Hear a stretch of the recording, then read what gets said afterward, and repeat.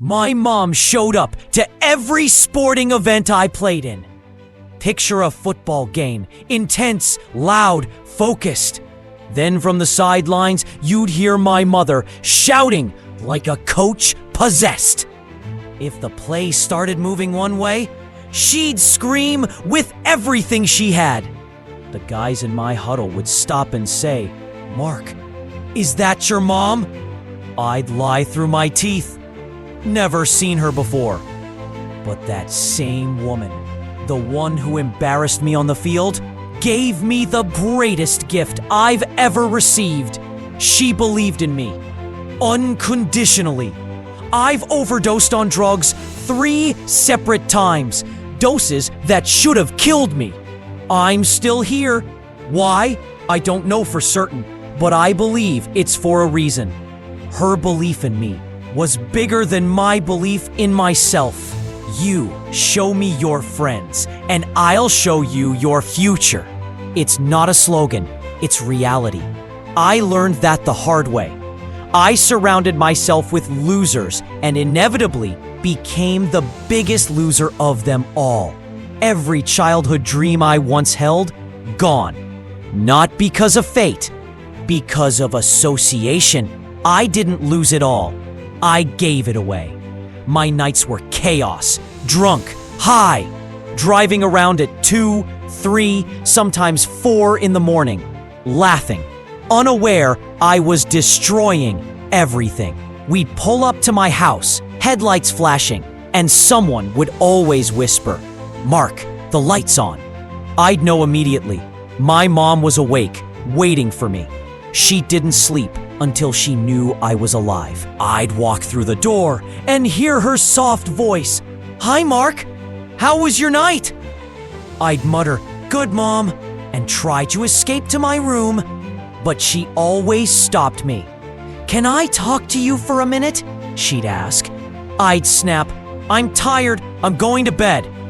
But she'd gently insist, "Mark, I haven't seen you all day and night. Please, just for a minute."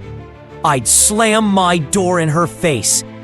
That's how I treated the only person who ever truly believed in me. Fast forward. I'm on a wrestling tour in Japan. We just wrapped a match.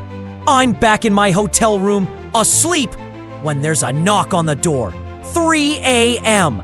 I peek out and see the promoter. I open the door.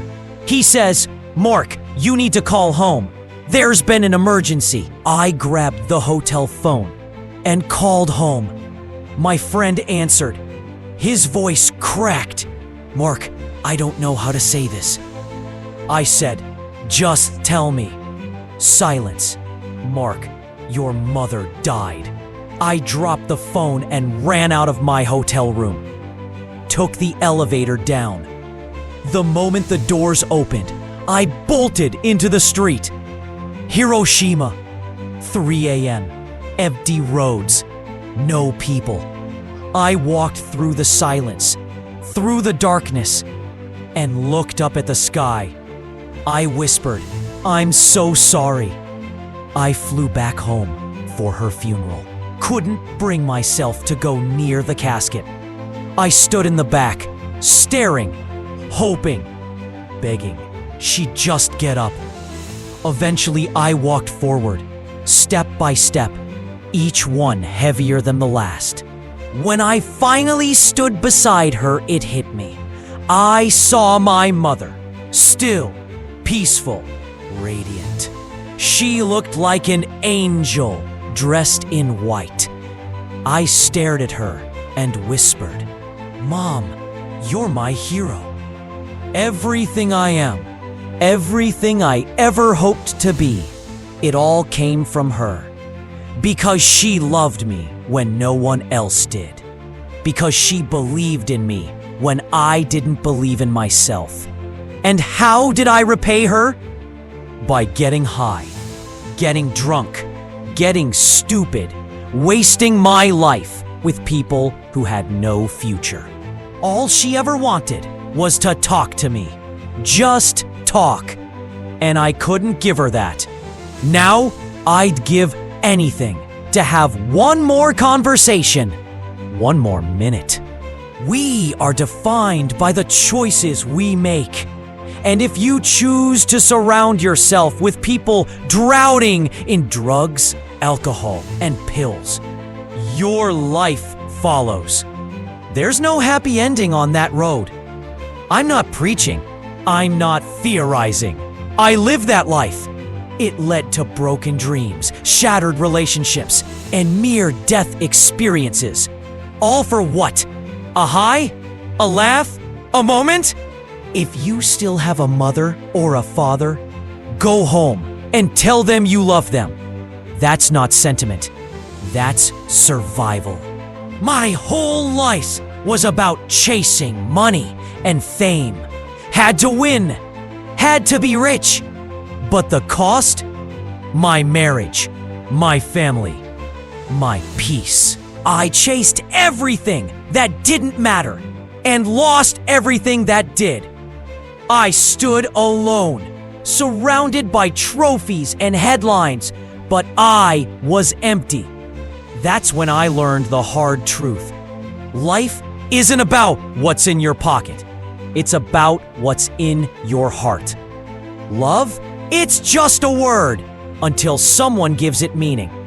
My mother gave it meaning. She gave me life, sacrifice, loyalty, belief. I live differently now. I don't count time. I collect moments. Life is fragile. Family is everything. And love?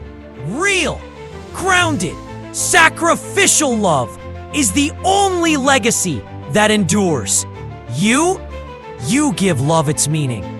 Don't waste the ones who give it to you. And now, every time I close my eyes, I see her standing in the hallway, lights on, waiting for me to come home. Just wanting 5 minutes of my time.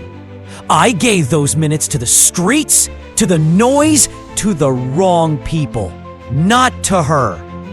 I hear her voice in my head sometimes, gentle, patient, filled with love, and I would give everything I have to hear it just once more in real life. One more. Hi, Mark. How was your night? One more chance to answer right. But that chance is gone. I missed it. I stood over her casket asking her to wake up. I whispered apologies she could no longer hear. The same woman who stayed up every night just to make sure I made it home alive, I left her waiting. And now I live with that silence. You don't recover from that. Regret doesn't fade. It just gets quieter and heavier. So if your mom or dad is still alive, stop what you're doing. Call them. Sit with them. Hug them like it's the last time. Because one day, it will be. And when that day comes, no success, no fame, no amount of money will fill that hole in your heart. You think you have time? You don't. One day you'll realize the most priceless thing you ever had was someone who loved you when you gave them nothing but pain. Don't learn that too late. Don't be me.